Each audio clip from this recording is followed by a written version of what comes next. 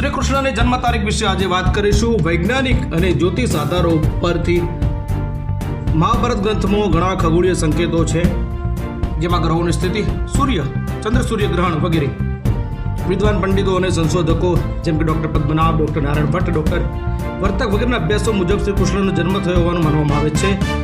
3112 BC ઈસવીસન પૂર્વ એટલે કે આશરે 5125 વર્ષ પહેલા શ્રી કૃષ્ણ ભગવાનનો જન્મ થયો હોવાનું માનવામાં આવે છે. બાંધેલા ખગોળીય માપદંડો અનુસાર જન્મ સમયે રોહિણી નક્ષત્ર હતું, ચંદ્ર વૃષભ રાશિમાં હતો અને મધ્ય રાત્રિના સમયનો ઉલ્લેખ છે.